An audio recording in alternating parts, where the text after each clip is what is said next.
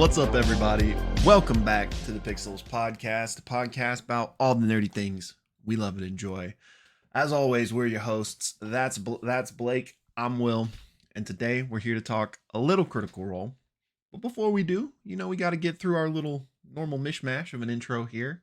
I do want to just quickly give a disclaimer. This hopefully won't be an issue, but where Blake and I live right now, we are going through a tornado warning, and there's a pretty nasty storm. So we may have to cut this episode short, and there's like a slight chance of like a power outage even. So just general disclaimer for that situation. But hopefully we're going to weather the storm, both figuratively and literally here. There you go. On a lighter note, though, storm vibes. There's just something nice about a little cozy, cozy stream, cozy recording while the storm's going. Yeah. I'm all about it. I'm for it. I love a good rain. I love a good storm. Not so much a fan of tornadoes, but hopefully we're not going to actually have one of those. It's like a first date line. I'm not so much a fan of tornadoes, but don't love them. Unpopular opinion. I had this weird moment when we started recording where, so I have my actual OBS on this monitor, and then I have Discord on this monitor. Yeah. And I had like this little mini crisis of like, which one do I typically look at? Because I don't remember which side you're on for your side of it. Yeah. So now I don't know. Is this looking at you? No. Or is this looking at you? Yeah. Now you're looking at me. Okay. So I need to stay over here. Yeah, probably.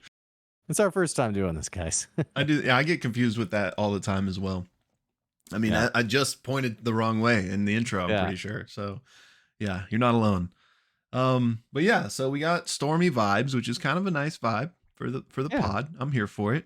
Other than that, I'm gonna let you handle the big announcement that we need to talk about. Hopefully most of you have seen it already. But before that though, real quick, just the normal slate of things. We got our Friday live stream tomorrow at 1 p.m. So come hang out with us there. We'll probably be talking more about what Blake's about to talk about. Worlds Beyond Number is on break right now. Arc 2 completed. So we don't have an episode of that for a while. But again, for you Critical Role fans out there, you need to pick it up. Perfect time. Like I said, it's on break. You can catch up. But the story is fantastic. Or mustard. Wait, what? I'm so sorry. Was that just random? You said you can catch up. Okay. I was trying to place it. I forgot that I phrased it that way. So I was like, what? I couldn't place the joke. If you're a first-time watcher, it only gets worse from here. True. At least we're honest about it, though. True. True. Something to be said for that. I promise not to ever make that joke again. So your Austin Powers impression. Yeah. Where was I? Okay, yeah. Worlds Beyond Number. Watch it if you're not. It's great. You won't regret it. Live stream, potentially a Sunday fun day this weekend. I think it's like 90%, but I don't want to fully commit yet because we're still working some things out. But should we say what we're gonna watch if so? Yeah, we're gonna watch Sicario, another Dennis movie. Okay, I actually heard the way this name was pronounced. It's like Denis Villeneuve. It's not how you think. Oh, dang. It's like two syllables, even though the name is like Villeneuve or whatever. It's like Villeneuve. Samsonite. I was way off. So the guy who did Dune, he did another movie called Sicario, which is an awesome film. Will has not seen it. I haven't. So it only seemed appropriate for our Sunday fun day. We do a little Sicario action. It'll be either this Sunday or maybe next Sunday. We've kind of moved our Sunday fun day to around like kind of every other Sunday. It's really just an excuse for me and Will to watch movies together. So, but I do like having a little bit of a notice on it. So we'll see. We'll let you guys know. Just pay attention to the Discord, and you'll know if it's happening this Sunday or next Sunday. Yeah. So, and that's pretty much it, I think. Beside the big one. Yeah, so Daggerheart has entered open beta as of 2 days ago. So that's not it's not the announcement I was referencing, but true. Well, we've been chatting a lot about it in the Discord. No, Actually, yeah. Rexor was doing a live stream going through the rule book. The rule book is like 300 pages, and there are some pretty big. Some of the changes we already knew about from the first look at. I think it was it at Comic-Con, or I don't remember where it was. Yeah, somewhere. But like we already knew from the first look that there was no initiative order, for example. Yeah. Which, by the way, this is actually how some people homebrew their rule set when they play D&D.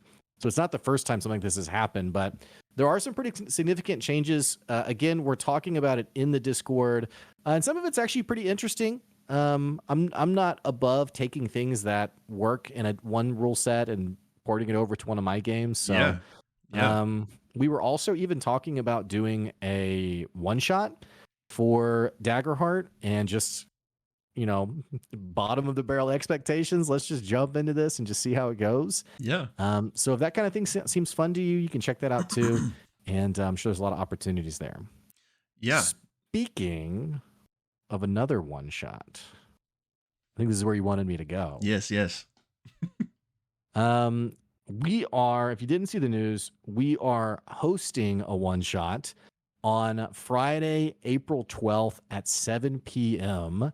If you love D&D and you'd like to play, we are doing a giveaway for 5 seats at the table in that one shot. And to join the giveaway, you just have to go to our Discord.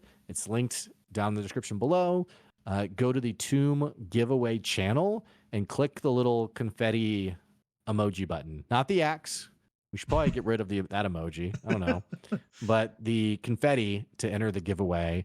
And then next Friday, so at next Friday's stream, we'll actually do the giveaway on the stream to see who's going to be playing with us. So I'll be DMing, and my friend will be one of the players. That's right. And just because you didn't say it wrong, but just because I get confused about these things, and I know other people probably as well. Next Friday, not meaning tomorrow, but like 8 days from now. So you have a little bit of time, depending on when you listen to this podcast. I'm glad you brought this up, because this is a source of some real bitterness in my marriage with Joy and I, as we figure out, when we say next Friday, did we mean the one tomorrow or a week from now? I think it's pretty obvious. I think there is like an obviousness to it, but like I've had this confusion in my life, both personally and with other people. Joy also teaches English, and I'm learning like how freaking difficult the English language is. Yeah. Like there's so much like crazy nuance. So if you're not a native English speaker, I can actually get that pretty well. So no disrespect to you. I apologize if I made someone feel like a stupid head. So speaking through my 4-year-old's lingo. So kids say the darndest things, by the way. I got the call from school, one of my first ones. Of her scratching and hitting other kids. Oh, no. And saying mean things. And when they sat her down and said, you don't want to hurt your friends, she was like, yes, I like hurting them. And I was like, I swear my kid is not a serial killer. So that's hilarious. Just random story time for you guys. Just the joys of parenting. Yeah, I like it. So, I like the I like the update. Yeah. So anyway. So yeah, again, the link will be in the description box if you're watching us on YouTube. If you're listening via podcast, I think the easiest way, honestly, is you're going to have to go to our YouTube to probably find the Discord link. Maybe there's a way I can find a place to link it on the pod as well. But we want you guys to have the chance to enter as well if you want to. So be sure to head to the Discord. Like Blake said, there is a channel dedicated to this. Which I think you said the channel name was Tomb Giveaway, but I don't know if you said why it's called that. And it's because this one shot is called Tomb of the Warlord. And Blake, this is a completely homebrew one shot that Blake made. So, I mean, I don't want to, misrepresent it. So if you have anything to say, feel free. But yeah, that's why it's called that. No, yeah. I mean, it is a true one shot. It is a homebrewed one shot. It is 5e. And I'm sorry, I'm a little distracted because my wife's in the middle of this tornado storm texting me. Yeah, no worries. But Anyway, I'd say check it out. And if you love D&D, the whole reason we're doing this, and we'll say this a lot, like over the next like few recordings, so we get to a week from tomorrow's stream. Can you hear me, by the way? It's like hailing outside my window. Oh, yeah, I can hear you. It hasn't started Okay. here yet. Okay, cool. It's like extremely loud. Anyway, so this is like the ADHD stream, by the way. I am like all over the place. I'm very distracted. I'm having a hard time here. So anyway, the reason we're doing this is because we love D&D. And funny enough, kind of how this channel came about was I had just kind of knew a little bit about Critical Role. Will invited me and a few others to play some D&D with him. We did Lost Mines of Phandelver. Loved it. Started watching Critical Role more often. One thing led to another. We started doing this channel. And we know that a lot of you guys, it's a similar story where you love Critical Role. And maybe you've played D&D, maybe you haven't. And the whole heart and soul behind this idea was, let's just create a space for people to get together and play D&D. Yeah. So if you're a new player, you've never played before, or you're an expert player, you have a seat at the table. So that's what we're hoping to do with this. Production value is going to be real low. Just getting it out there. Yep. But we are excited just to get together and play D&D with you all.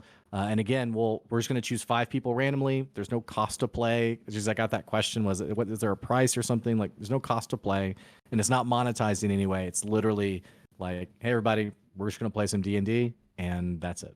Yeah, it's just about sitting around having fun, and it will not be posted to YouTube.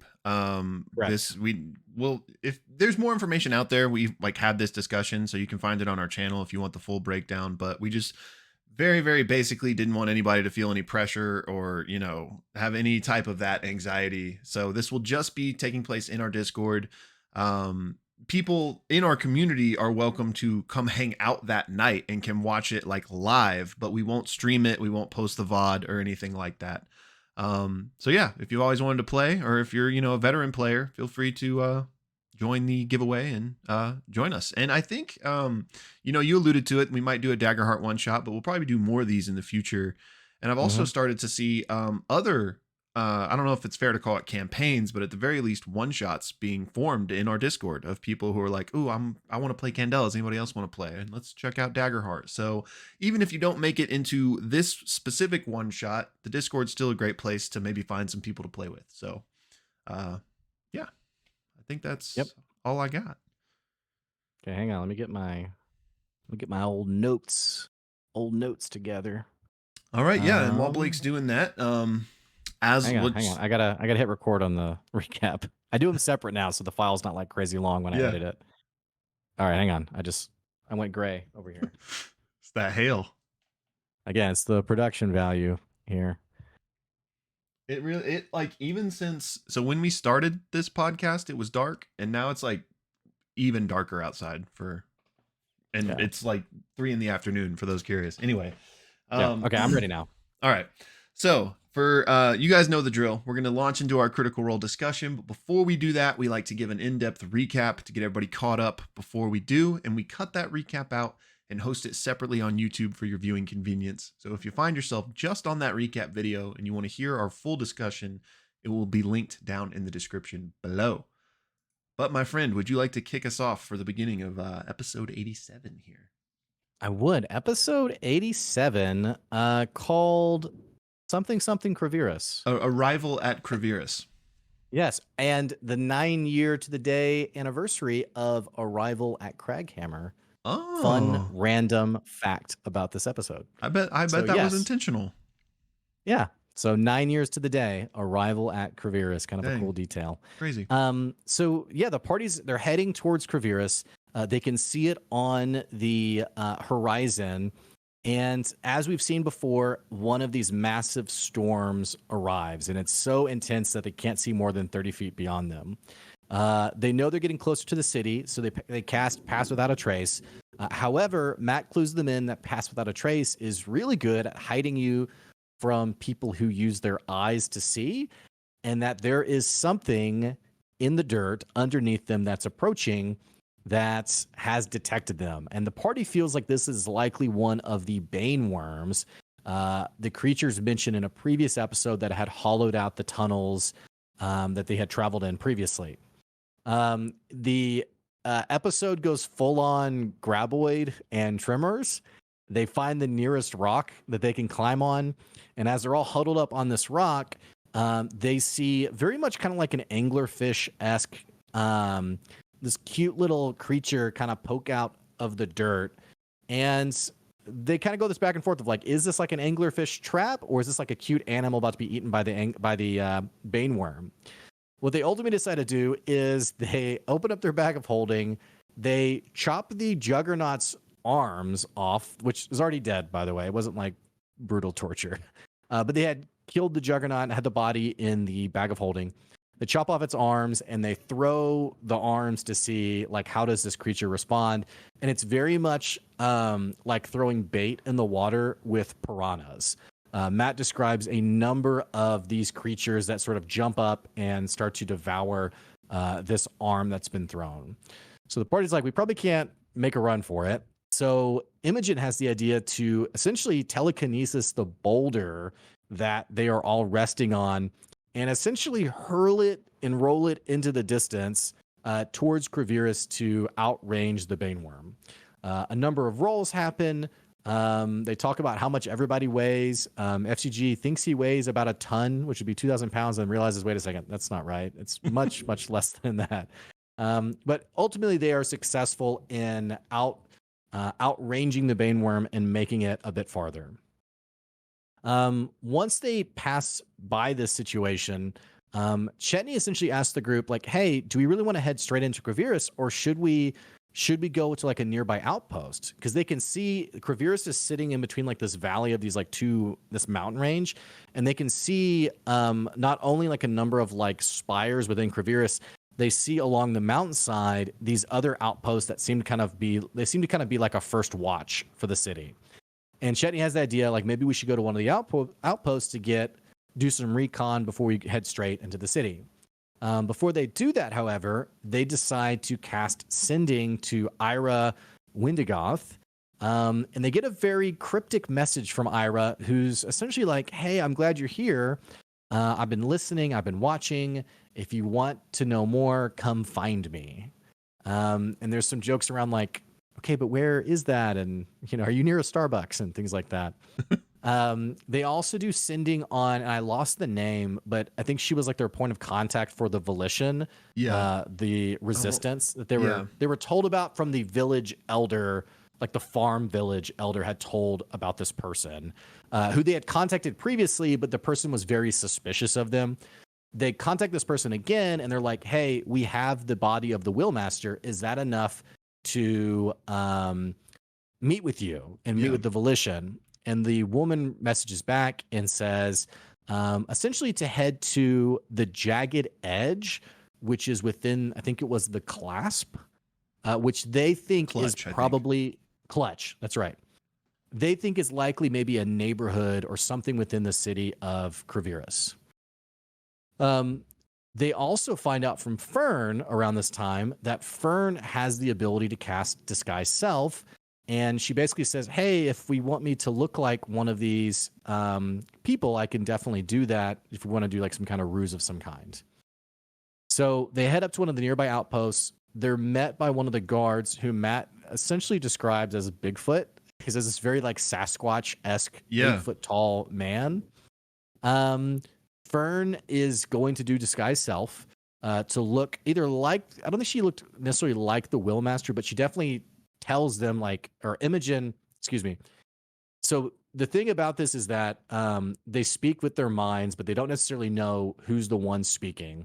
So Imogen positions herself near Fern and does like the mental conversation to make it seem like Fern's the one talking, and then identifies Fern as like, don't you know the Willmaster? Like, this is who I am.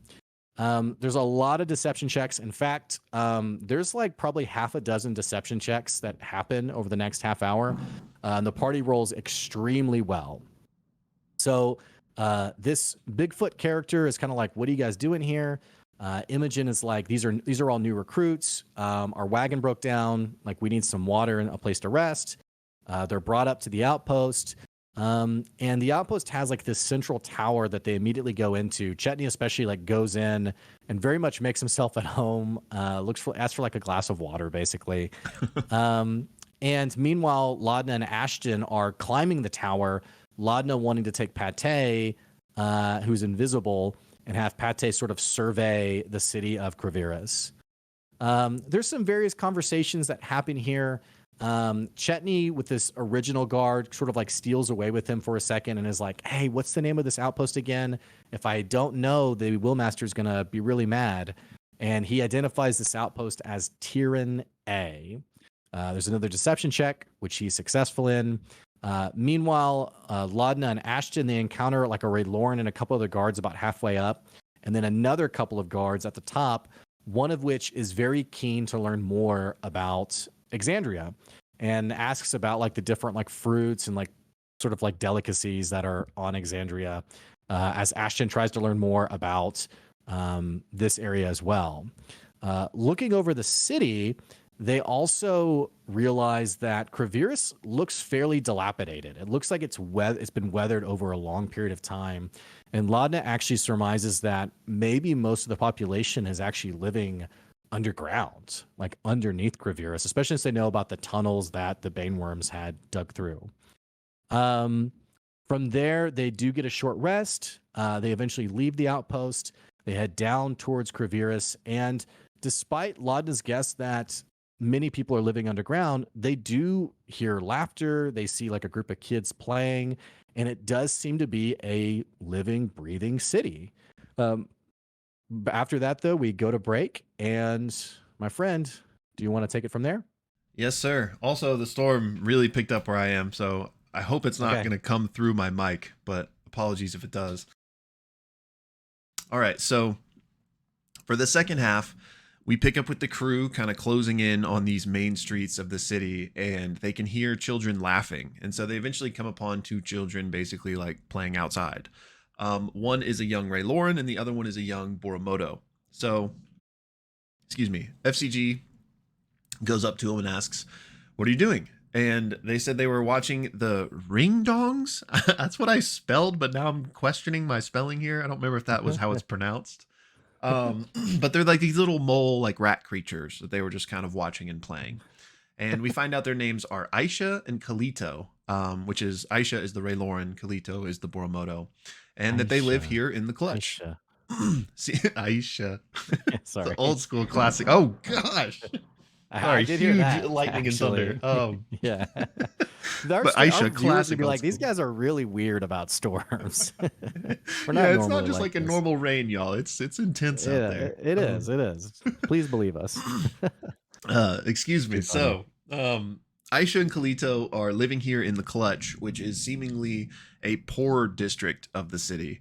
And Fern asks, like, have you or your families ever been underground? And they say, no, we're not important enough to go down below. So here is the Clutch where they live. Above is known as the Banners, and below is known as the Volpera. And the kids warn the crew not to go to the Crumbles, which is like this area where there are cracks in the ground and it's very dangerous. So Chetney then gives these kids a rocking horse that he carved that they aptly name Borse. So horse with just a B instead of an H. Did you just take the H and add B to it? It's like, yeah. Very clever, right? More on that in a bit. But then an older Ray Lauren comes around, maybe one of their parents, and asks like, hey, what are you guys doing? What do you need? Because basically everything is tense around here with the upcoming move, aka the move to Exandria. So Ashton asks this adult where the jagged edge is, and he's like, it's on the far end of the Veldish skull. So the party's like, thanks, and they move on. And they're like, should we go by aliases while we're here? And so they decide to adopt the Borse naming convention. So it'll be Bastion and Borum and Bimogen. So they head towards this Veldish skull. And after a bit of walking, they notice everyone in the streets just start to like scatter and go inside. So the party's like, we should probably do the same. So we have some stealth checks, but there's some really bad rolls. And next thing we know, there are two mounted Ray Laurens striding through town, followed by a juggernaut that's lugging like a a carriage that has like a big chest or box in it. I think Fern actually rolled a natural 1. So they see Fern and they're like, "What's your business here?" And she says, "Maruta's born. I was brought here, but like I don't know why. Like I don't know what I'm supposed to be doing." And the Ray Lauren's like, "All right, well then you need to come with us." But Fern's like, "Nope." And so she wild shapes into a fly in order to escape, but she's not fast enough. So I forget what the creature is called, but these big bestial creatures. Wuhar? Woo Yeah, it's something like that, I uh think. Wukar. Yeah, the I think Wukar. I that's think that's right. yeah. The creatures they're mounted on. So the Wukar just instantly snaps its jaws and like catches the fly in its mouth, and the fly only has 1 HP. So Fern instantly reverts back to her normal self, but like still clutched in the jaws of this beast. So at this point, we roll initiative. Um, as always, but especially because we got a nasty storm outside, I'm gonna kind of just breeze through this combat. Hit you with the highlights. So Orem, aka Liam, absolutely shows out, as he often does in combat with the cool maneuvers, but also just the very strategic thinking. And he basically destroys this juggernaut. And we do have a classic F.C.G. banish during the battle, but I think his concentration is interrupted and it basically comes back real quick.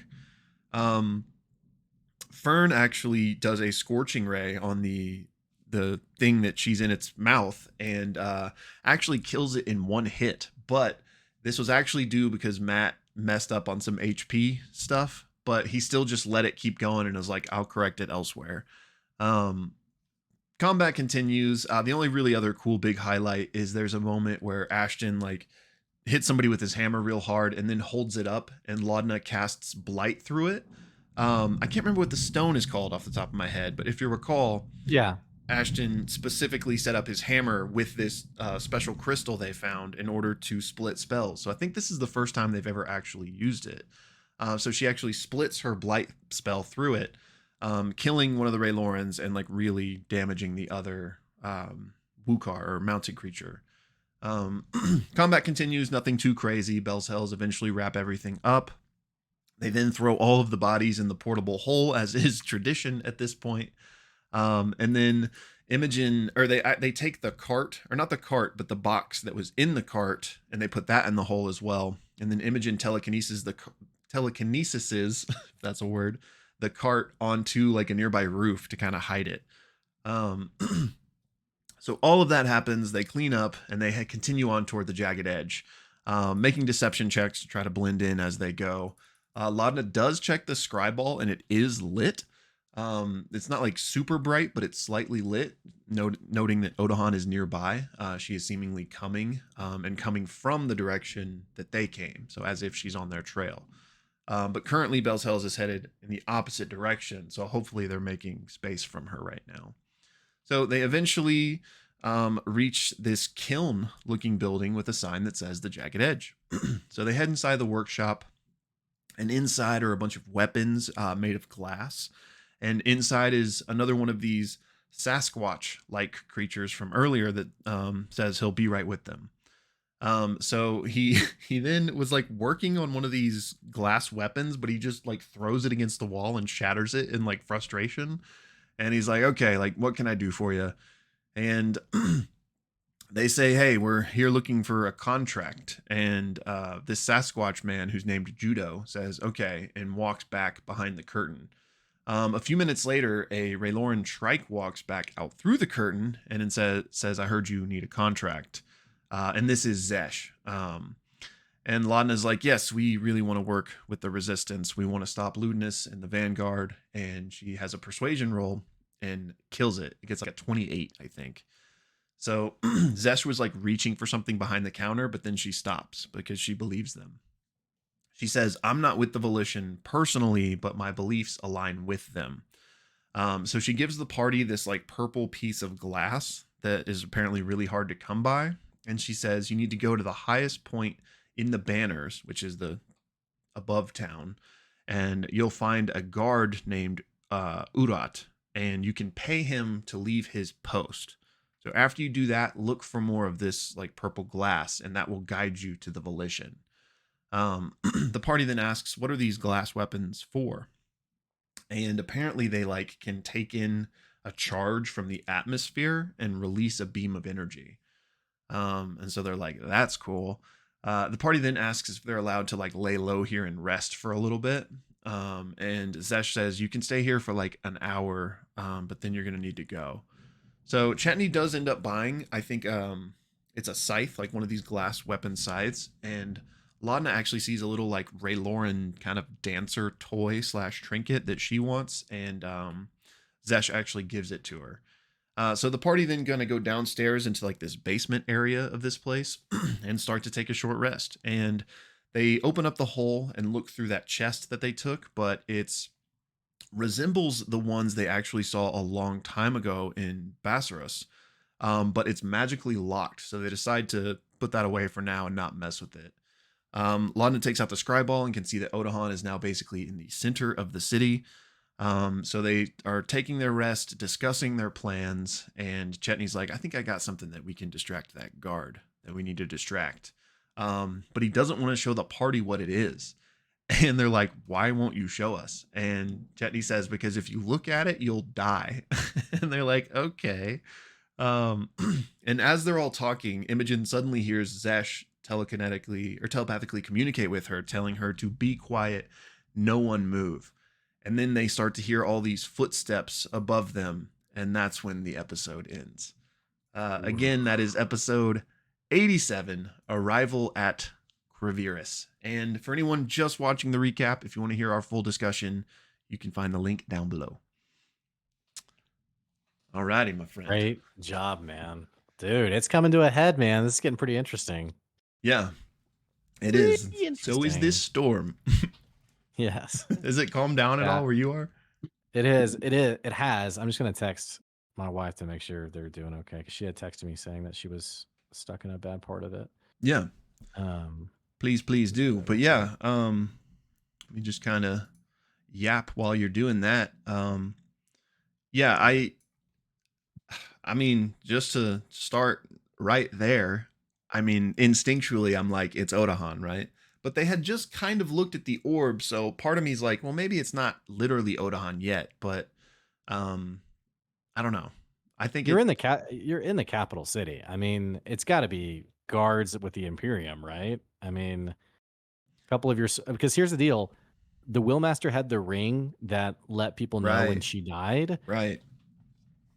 Could one of these guards have something similar? I mean, oh, true. You know what I'm saying? Like, true. This is like not just a kerfuffle. This is like, yeah, you know, something serious that happened within the main city. I would assume the city's like on high alert now. Yeah. So I mean, I think it makes sense to be Odahan, especially given like there were 2 pulses of her on the orb, like getting closer to them. But it could kind of be a little bit of a fake out, and that it's not like literally her in this shop right now. Maybe it's just guards like investigating what happened outside 10 minutes ago or whatever. But yeah, certainly, even though they tried to clean up their kerfuffle in the streets, undoubtedly people saw it. Remember, and also Odahan can jump like 200 feet. She's got her being in the middle of the city, I'm just like, whatever. So yeah, my main thing I'm wondering is, are we getting Odahan Bowl 2.0 tonight finally? Where do you fight where it actually like makes sense? Because like, how do you not just get swarmed in the city? True. Yeah, I don't know. It's a good point. they are in a basement again. I wonder if we'll get Orgy 2.0. Orgy 2.0. You know? Oh man. Yeah, I do think sooner than later we're heading to an Odahan. We gotta be. Too. I mean, yeah, she's come up so many times. The party's thinking about her. You know, we have Laudna checking the scryball, so the party's thinking of her. Matt has placed her in a couple of places already. It just seems like this is the next big fight. So totally agreed. And I'm wondering, like, we've talked about this in previous episodes, so not to revisit the discussion entirely, but it seems as if perhaps one of the things they're waiting on is literally Imogen. Now, whether like they just need all the Rudisborn they can in order to awaken Predatos, or if Imogen is like particularly important and necessary. So I'm wondering if there could not necessarily be like a well, and sorry, I'm kind of rambling. And there's also the data point of Ludinus trying to take Fern and knowing that like they're not supposed to kill Fern. Um, I'm assuming that order is probably true for Imogen as well. It's just that Imogen wasn't with Fern when Odahan said that, you know, so there would be no reason for her to like also Imogen. Anyway, what I'm getting at is I'm wondering if there is some encounter that's about to happen. Um, if even a result of it could be that Imogen and or Fern are like captured and taken away, and like the parties split to some extent. That would be like hard to navigate, and I don't like necessarily think Odahan would leave the rest of them like living if there was a battle. But anyway, if Imogen and or Fern are necessary to some extent, I'm wondering if that's going to come to fruition just from Bell's Hells like going there themselves to investigate what's happening, or if it'll be a more forceful they're taken by Odahan, by whoever, if they somehow get captured. That's like the very rambly thought that I wanted to condense down to. It is interesting that Ludinus, when the simulacrum of Ludinus that they fought over the shard, that Ludinus didn't try to take Imogen, because up to that point, it felt like the implication was that Imogen was like the more powerful or more connected one, being the exultant. But the detail of him wanting to take Fern and then the conversation with Odahan actually makes me wonder like exactly what is going on with Fern.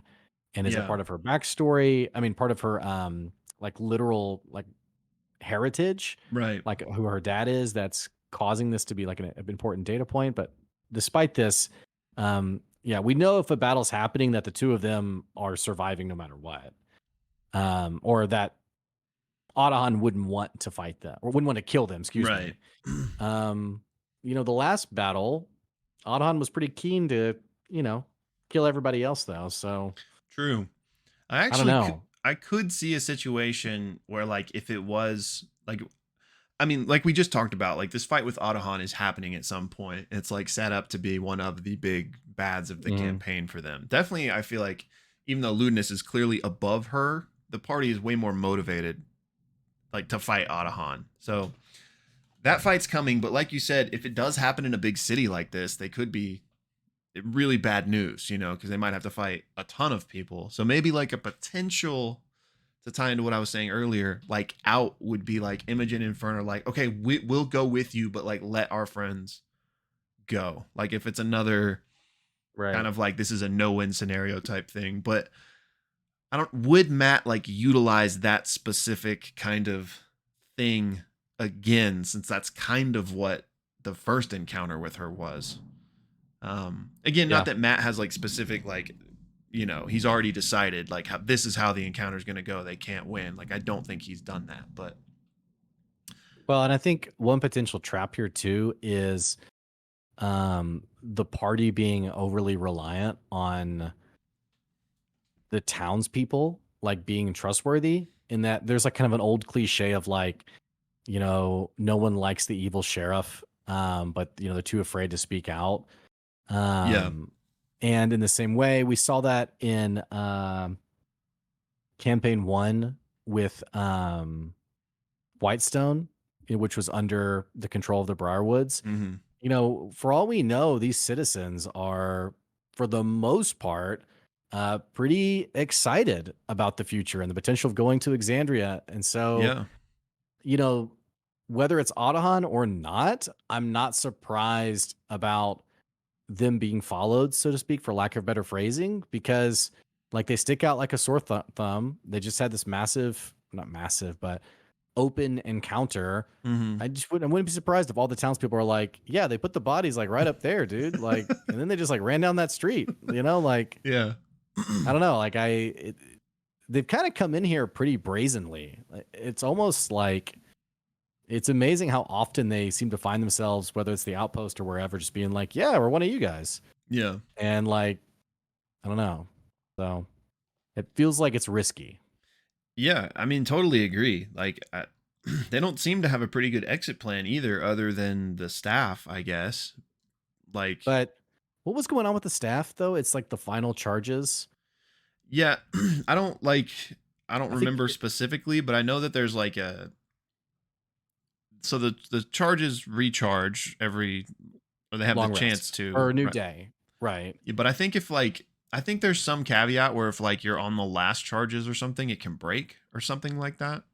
I think it was if you use the last charges, it has a chance to the staff itself to teleport and disappear forever. It's gone Mm, forever. And I think FCG was saying like, hey, we have exactly enough charges to get us out. But if it messes up and I don't roll well, basically, yeah, we might end up somewhere. And worse, not only end up somewhere, we but may end up not, somewhere without the staff. yeah, So yeah, not a great exit plan. I'm not like a big fan of Deus Ex Machina, but I almost kind of wonder if like we're gonna get a little bit of that, like, you know, the Riders of Rohan, Keyleth, and whoever else like descending on the city. Um, but I don't know. Feels like there's a lot more to happen here. Like we know the elite are underneath the surface. Like right. surely we're gonna be dungeon diving, right? Yeah. So I I don't would know. think this is kind of sides back to another thing we've talked about a lot, but it's like, are Bell's Hells going to return to Exandria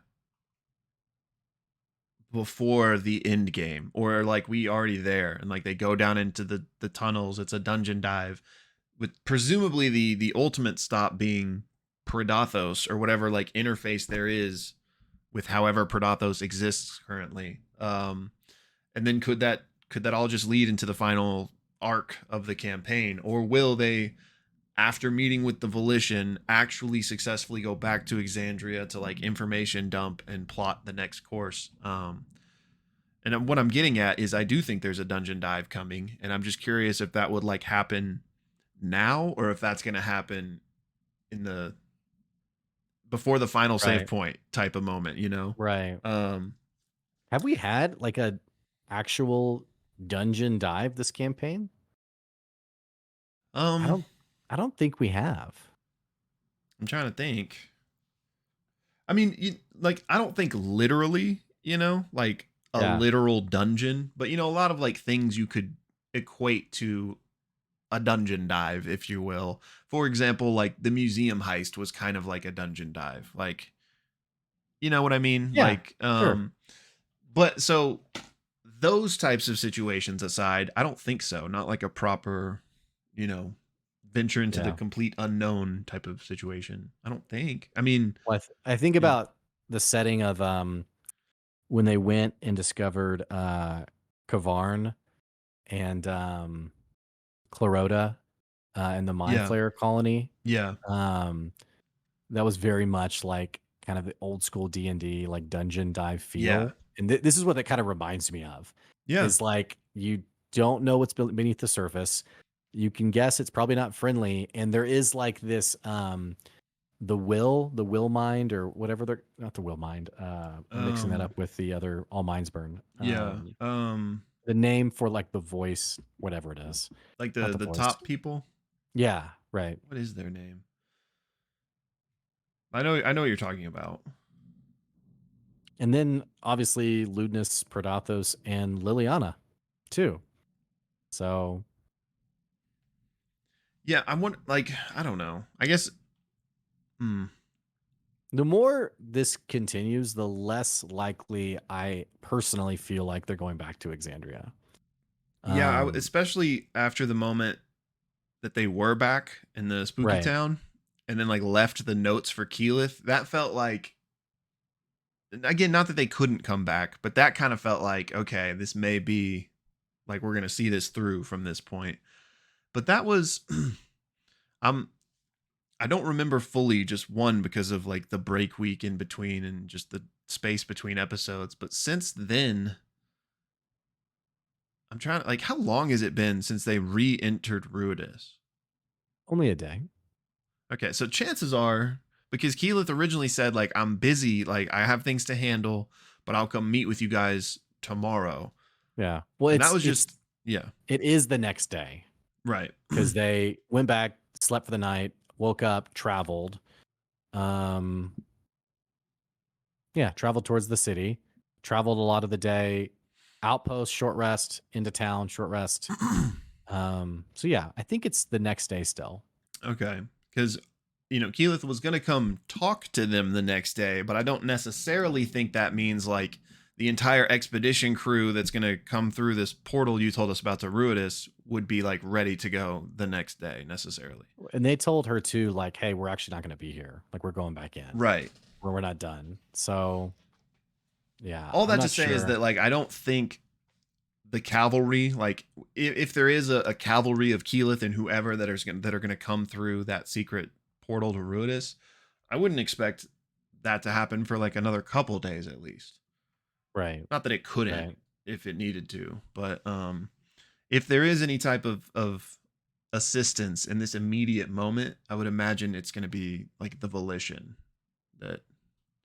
Right. Or maybe even literally Zesh and Judo or whatever. But yeah, I don't even remember where I was going with this. But I guess assuming this kerfuffle clears up, whether it's Odahan, whether it's not, and they're able to kind of like reset in this moment, I would guess that they are going to try to go speak with the Volition following the instructions they got.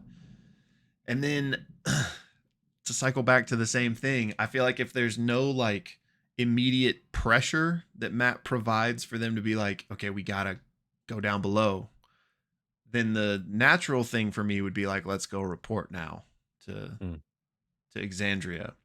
But given what we just said, I feel like that's less likely. So I feel like there's gonna be, maybe it's a result of this combat that's about to happen. Like maybe there is a kidnapping or an abduction that forces things the other way. But speaking to a specific dungeon delve, if you will, considering that I already forgot what it was called, but the Barrows, the Clutch, the Volpera, I think.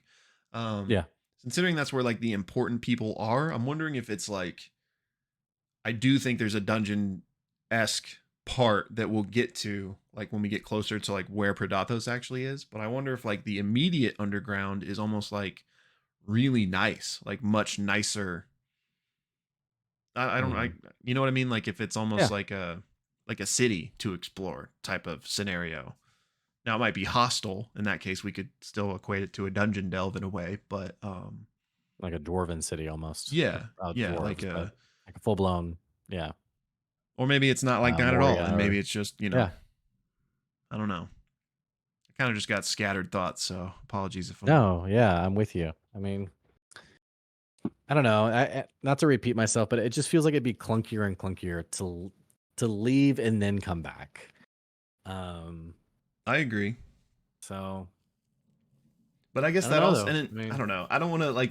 I know people are probably tired of us talking about this, but I just wonder with that, if they truly don't go back, which you and I are basically on the same page that it feels like they might not ever, but you know what I mean. I wonder how much longer this campaign has. You know? The weird thing still, this is not to beat a dead horse. We've talked about this so much. It still feels like they're pretty underpowered to take on Ludinus. I'm like Odahan, I can see. There's been some massive power jumps from the first time. Right. But Ludinus still feels like way out of reach. So from like a mechanic standpoint, it feels like a lot more needs to happen, whether that's on Exandria or here. Thematically though, it feels like the final arc. So I don't know. I mean, we're on episode 87, 88 tonight. Could this go another 60 episodes? I'm for it.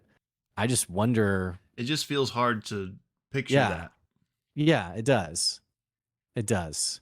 Especially because like the stakes of this campaign were pretty well established early-ish. And it feels like we're like in the I don't know the expression, in the muck of it or something. I don't know. Yeah. We're in it though. Yes. Very common, easy expression that I could not remember.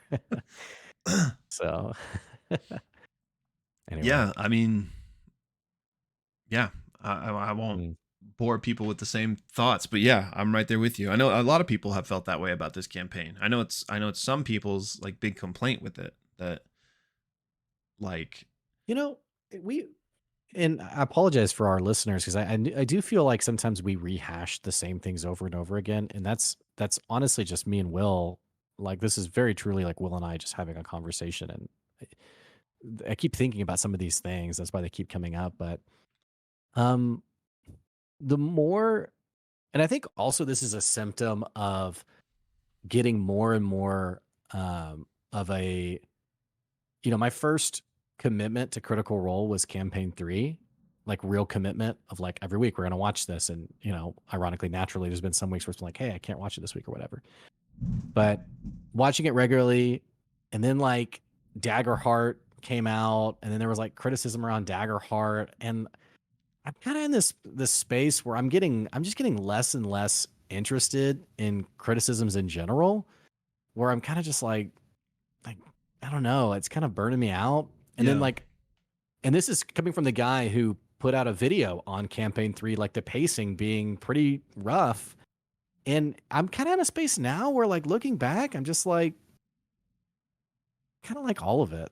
And I kind of don't really feel I never really felt that strongly in the first place about from like a critical standpoint Mhm. because I'm a pretty casual not the right word. I'm just pretty I just don't get really worked up about that kind of stuff. Yeah. But I will say, even from a few months ago, I think I've become more just indifferent to that criticism and more honestly just appreciative of just like, this is what this I know I'm rambling, but No, you I'm know, I'm with you. so I'm with you. I mean, I agree. Like, especially places like Reddit. We've talked about this in the Discord a lot. Like, a lot of people come to the Discord from Reddit being like, "Oh, like not everywhere is just complaining about the show 24/7." I even was on I even looked at the thread for this episode on Reddit, which I don't really do anymore because of that reason. But yeah, like of course, like it wasn't the top comment, but like the second or third top comment was somebody being like, "Yeah, I think if I might be done with campaign 3," and it's just like, I mean, again, if it's not for you, it's not for you. But and we've talked about it ad nauseum, but there's just the different hats, right? And at the end of the day, this yeah, is a D&D game because in that comment that I'm referencing, they were talking about how like the players were goofing off, like joking, and it's like I really wish they would take it more seriously. And it's like, what? Like, do you know what you're watching? Like, they're playing yeah, D&D. and What do you mean you're like mad that they're having fun? It's I just that think, and disconnect always just the caveat being, I didn't read that comment, but yeah I think in general that's a pretty unhealthy stance in life. And I put out the YouTube video with Fern being the "Don't at me." I just thought it yeah was a hilarious scene. And like across the social media is like seeing some comments of like people just really um frustrated about Ashley Johnson and like I, I don't know. There's that, and then I have a buddy of mine who I see he's in one of my campaigns who he watches Critical Role, and I connected with him recently and was like, hey, what are you thinking about Critical Role? And he was like, dude, I freaking love it. It's amazing. Like, dude, I'm loving it. And I was kind of just like, I could tell he doesn't really get into any of that convo and gets on Reddit and stuff. And I just thought, yeah, so um, I don't know. I think in the past, maybe even a few weeks ago, I would have said like, yeah, wear your D&D, either you're wearing your D&D hat or your entertainment hat. I think I've even moved away from that, and I'm very much at least right now. Maybe in a few weeks I feel differently. I'm very much like, hey, put on your D&D hat because that is what matters to them. yeah And I think to like have the entertainment side of it and like, I'm no longer entertained, so I'm not going to watch it anymore. I think that's totally fine. yeah But I think the weirdness are some of these really weird takes, and like you said, like I wish they'd stop goofing off. Like it's just weird. I'm yeah sorry, it's just weird. So, and not to like over freak people out. I mean, there's definitely been times where I've been like, can these people like move on already? Like, it's a chair. Like, let's go. But anyway, I don't know. I know it's like not super well formulated. It's just like something that's like I'm still kind of chewing on it in my head, like as we're talking about it. So Yeah, I think the anyway, connection for me at least is the same things that we're talking about with like, will they go back to Exandria? How many episodes are left? Like, we're interested in those dynamics, but some people are like frustrated at them, if that makes sense. right? Um, Yes, right. so I feel like that's where people are coming from, and of course, people are entitled to their own opinions, but it just gets weird when you start like, you know, to put it Yeah. very, very simply, are being toxic about it. Like, don't watch the I show if think you're not having fun anymore. something to think about too. I'd be curious your thoughts. I wonder how many CR viewers have played D&D, which Yeah. maybe you would think like, well, of course, everyone's played D&D, but maybe there's like also a large base that hasn't. Because if you haven't played D&D, you would also not realize that like these random tangents that from like a story perspective aren't really that compelling in the actual session are like some of the funnest, Yeah. wildest, most memorable things that the players attach themselves to. And I kind of was thinking about it in this episode of when Travis was talking about like, should we go to the outpost? Should we? And he was saying like maybe we get like a code word, or maybe we could. I was in my car as I was listening to it, and I kind of just was pausing for a second and thinking like, here's a guy who is just so in the weeds, loving hashing out like the strategy. What Yeah. should we do next? And like, should we try this? And like, what if we did this? And like, that's like the best player. Not someone who's like, okay, what does the story dictate? Like, how do we let's move this along? Okay, we're here. Let's get into this. Like, Yeah. here's this dude just enjoying, like, ooh, like what can we do? Yeah. Like, it's Playing in the really fun. sandbox. Exactly, Yeah. exactly. And so I don't know. That's another detail that came to mind where I was just like, this is really something special that I'm getting to enjoy with them. But yeah, I mean, anyway, I've said my piece. I hope that doesn't frustrate anybody, but I this know. I is mean, I'm sure some people out there are this. tired of us talking about this, but like, Yeah, I think that at the end of the day, that's it. Like, that's what Critical Role is getting to have that type of entertainment, like the act of watching really professional actors play D&D.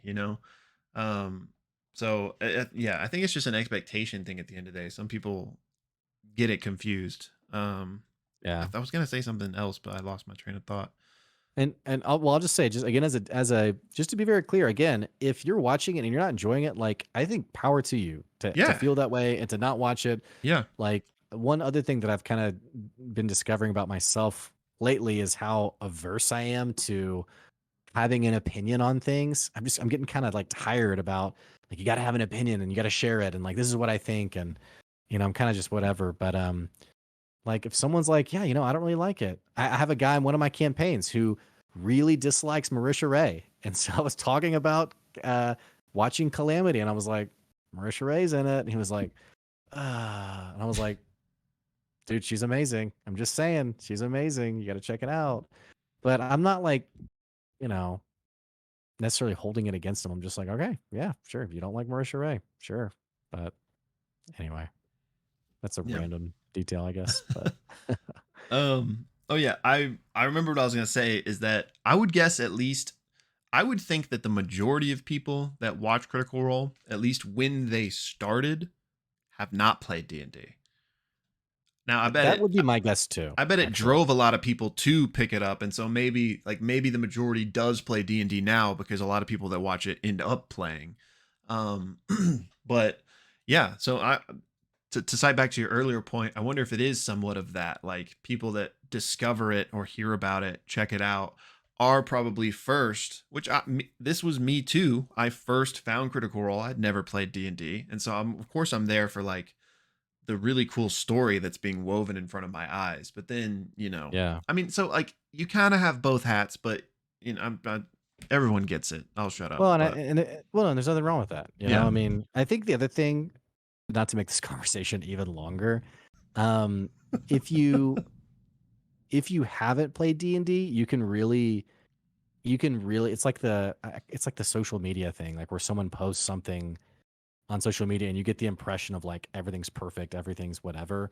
And not that they're doing this with Critical Role, but it is professional voice. And it is kind of the Matt Mercer effect, but I don't even mean it so much of that, in that a lot of people, if you haven't played D&D, you just don't realize how messy D&D is. Like playing at a table with people, and like you're just people. You're just playing with each other. And so I think also if you haven't played before, it can make you be a little bit harsher than you need to.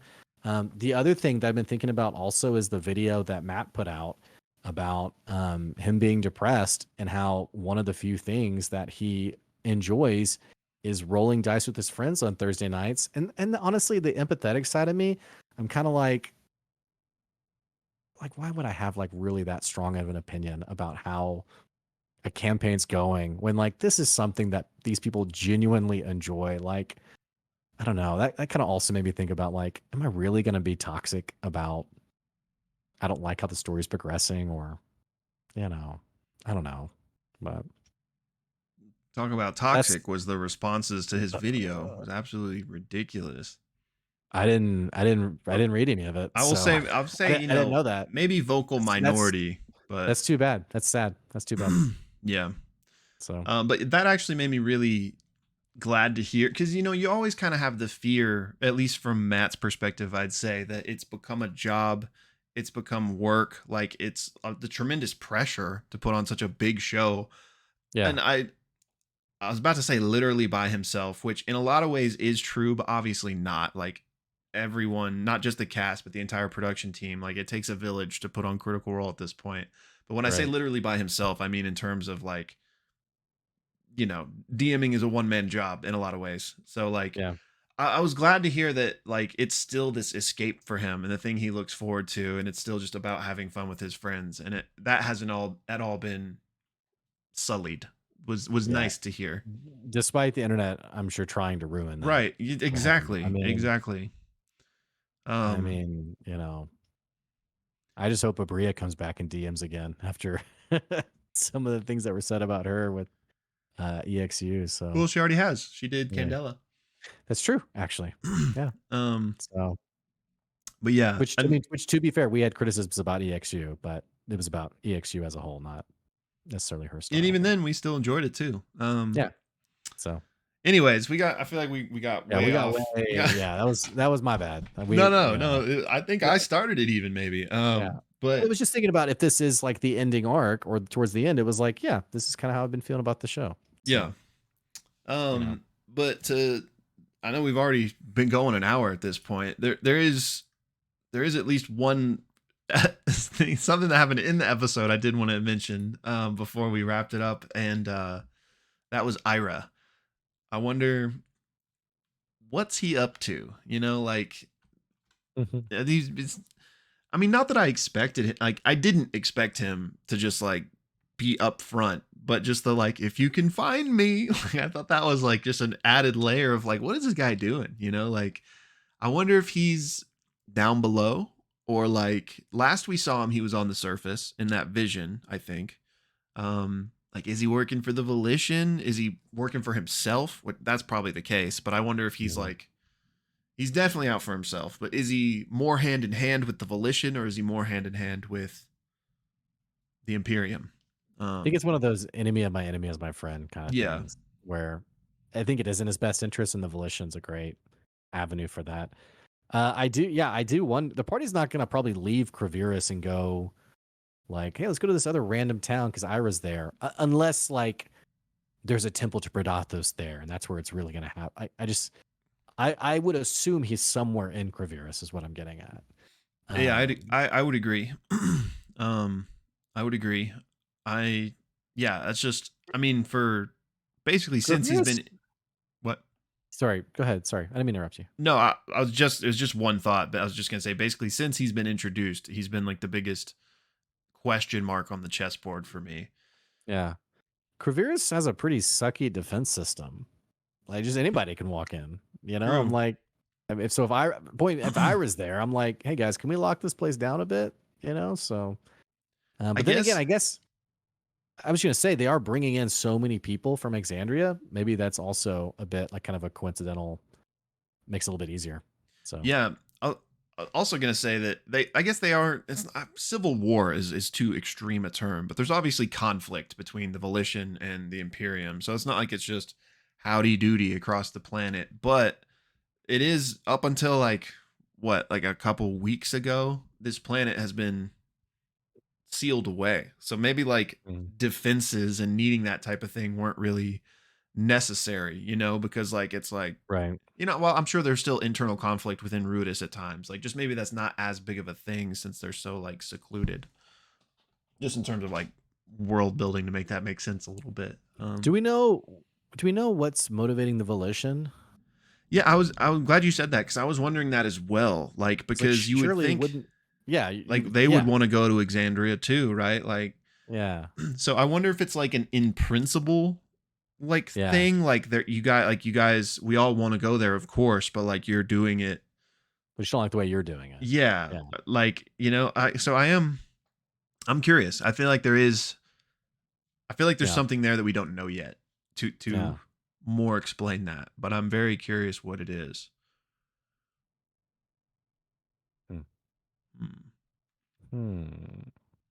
Okay. Anything else?